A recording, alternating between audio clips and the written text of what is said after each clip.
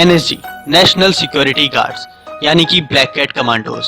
आज की इस वीडियो में हम कंप्लीट इन्फॉर्मेशन लेंगे इन ब्लैक कैट कमांडोज के बारे में, जैसे कि कौन होते हैं ये, कहां से आते हैं, कहां से सिलेक्शन होता है, इंडियन आर्मी होने के बावजूद NSG की हमें क्या रिक्वायरमेंट हुई, NSG कमांडोज किस तरह का काम करते हैं, कौन से ऑपरेशंस परफॉर्म करते हैं। तो इस तरह के सारे सवालों के जवाब हम आपको इस वीडियो में देंगे, तो वीडियो को एंड तक जरूर देखिएगा। और अगर आप हमारे चैनल पर नए हैं तो चैनल को सब्सक्राइब करिएगा और बेल आइकन दबाना बिल्कुल भी ना भूलें। तो आइए शुरू करते हैं। हमारी कंट्री में NSG कमांडोज का फॉर्मेशन हुआ था 15 अक्टूबर 1984 में operation blue star golden temple attack पे। जब असैसिनेशन हुआ था इंदिरा गांधी जी का, तो उस टाइम पर हमें एक ऐसी टीम की रिक्वायरमेंट थी जो इस तरह की सिचुएशन से डील कर सके। तो जर्मनी की एक बॉडी थी GSG, उससे इंस्पायर होकर हमने NSG बनाई, national security guards.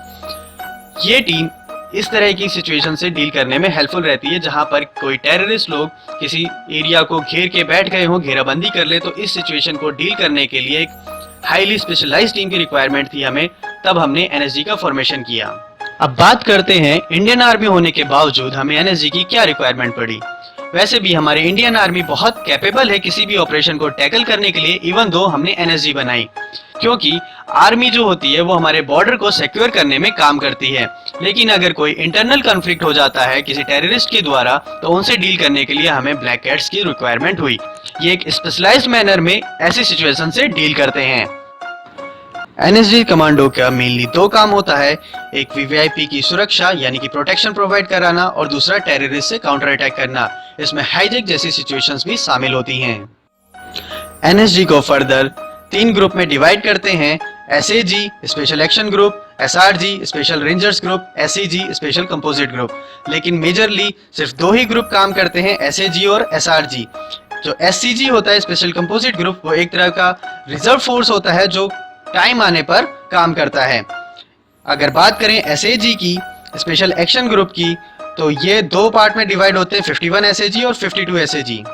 52 SAG mainly hijack वाली सिचुएशन से डील करने में काम करती है, लेकिन 51 SAG और जो फर्दर टेररिस्ट के द्वारा कोई भी सिचुएशन अगर क्रिएट की जाती है, तो उससे डील करने के लिए 51 SAG टीम की रिक्वायरमेंट होती है। SEG के अंदर बंदे सिर्फ और सिर्फ इंडियन आर्मी से ही लिए जाते हैं। आर्मी के अंदर जो बंदे बहुत कैपेबल होते हैं, जिनको लगता है कि वो ट्रेनिंग कर सकते हैं, उन्हें आगे जाना चाहिए, कमांडो बनना चाहिए, तो वो इंडियन आर्मी से ही रिक्रूट किए जाते हैं। और अगर SRG की बात करें, तो SRG का काम होता है VVIPs की सुरक्षा यानी कि प्रोटेक्शन प्रोवाइड कराना। VVIPs यहाँ पे PM, प्रेसिडेंट कोई भी हो सकते हैं। और यहाँ पे जो बंदे लिए जाते हैं, जिनको कमांडोज बनाया जाता है, वो CAPF और स्टेट पुलिस से लिए जाते हैं, और दोनों की ट्रेनिंग ऑलमोस्ट सेम होती है।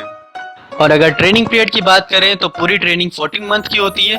First 3rd month basic training होती है, उसके बाद एडवांस ट्रेनिंग सेशन होता है, और जो ट्रेनिंग होती है वो मानेसर हरियाणा में। ट्रेनिंग बहुत ही रिग्रेस होती है। ये मान लीजिए कि इस ट्रेनिंग में इंसान को पत्थर बना दिया जाता है।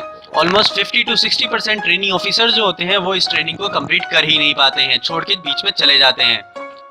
अब बात करते हैं ब्लैक कैट कमांडोज किस तरह से काम करते हैं।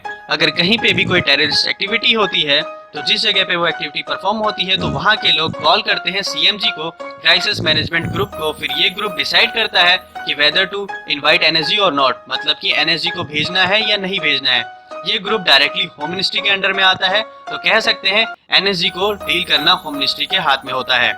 जिस तरह से इंडियन आर्मी में NSG होते हैं, उसी तरह ऐसे एयरफोर्स में गरुड़ कमांडोज होते हैं, और नेवी में मार्कोस कमांडोज होते हैं। अगर बात करें नंबर ऑफ कमांडोज की, ब्लैक कैट कमांडोज की हमारी पूरी कंट्री में, तो ऑलमोस्ट 7 से 7,500 है।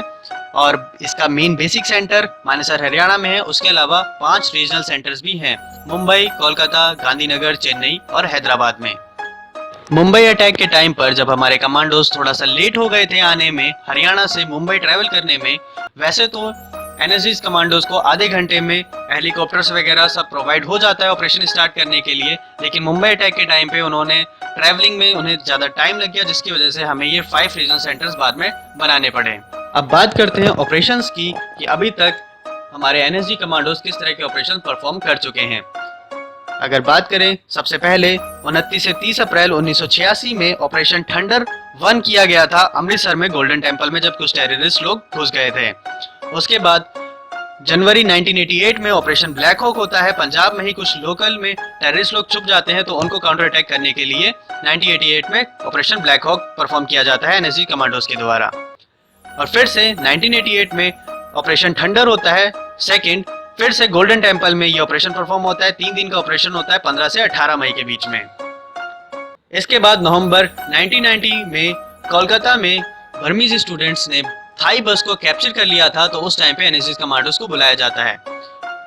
उसके बाद 1993 में ऑपरेशन अश्वमेध होता है, जब पहली बार हमारा इंडियन एयरप्लेन बोइंग 737 को हाईजैक कर लिया जाता है टेररिस्ट के द्वारा। फिर 1999 में जम्मू कश्मीर में ऑपरेशन वज्र परफॉर्म किया जाता है, जब कुछ टेररिस्ट वहां के सिविलियन को हॉस्टेजेस बना लेते हैं। उसके बाद 24 दिसंबर 1999 को फिर से हमारा एक एयरलाइन होता है, उसको हाईजैक कर लिया जाता है IC-814। इसके रिजल्ट हमारे फेवर में नहीं रहे थे। ये फ्लाइट काठमांडू से दिल्ली की तरफ आ रही थी, लेकिन बीच में से हाईजैक कर लिया गया और इसे काबुल ले गए। लेकिन बीच में फ्लाइट को थोड़ी देर के लिए अमृतसर एयरपोर्ट पर रोका गया था। वहां हमें टाइम मिला था काउंटर अटैक करने का, लेकिन हम थोड़ा सा लेट हो गए। जैसे ही हमारे कमांडोज वहां पे पहुंचे, इतने में फ्लाइट वहां से टेक ऑफ ले चुकी थी। यहाँ पे जो थोड़ा सा मिसमैच हुआ था, वो हमारे गवर्नमेंट को डिसीजन लेने को हुआ था कि एनएसजी को भेजा जाए या ना भेजा जाए। और इसके बाद हमें 3 आतंकवादियों को छोड़ना पड़ा था। उसके बाद 2002 में गुजरात में अक्षरधाम टेम्पल पर कुछ टेररिस्ट घुस जाते हैं, तो उस टाइम पे ऑपरेशन थंडरबोल्ट परफॉर्म किया जाता है। और उसके बाद में 2008 में ऑपरेशन साइक्लोन और ऑपरेशन ब्लैक टॉर्नेडो। ये तो आपको पता ही होगा, जब मुंबई के ताज पे अटैक हुआ था तब ये दोनों ऑपरेशन परफॉर्म किए गए थे। उसके बाद 2016 में पठानकोट में जब अटैक होता है, तो उस टाइम पे भी हमारे एनएसजी कमांडोज को भेजा जाता है काउंटर स्ट्राइक करने को लेके। तो दोस्तों, ये थी कंप्लीट इन्फॉर्मेशन हमारे एनएसजी कमांडोज यानी ब्लैक कैट्स के बारे में। लेकिन वीडियो को एंड करने से पहले मैं 2 पंक्तियां इनके लिए बोलना चाहता हूँ। शेर से दहाड़ते हैं, शेर से दहाड़ते हैं, चीता सा प्रहार करते हैं। शेर से दहाड़ते हैं, चीता सा प्रहार करते हैं। दुश्मन के होश उड़ जाते हैं जब ये उस पर वार करते हैं। सीने में भरते हैं फौलाद सा, तब एक कमांडो तैयार करते हैं। सीने में भरते हैं फौलाद सा, तब एक कमांडो तैयार करते हैं। जिस विपदा में कोई ना लड़े, उस विपदा में ये लड़ते हैं। जिस विपदा में कोई ना लड़े, उस विपदा में ये कमांडोज लड़ते हैं।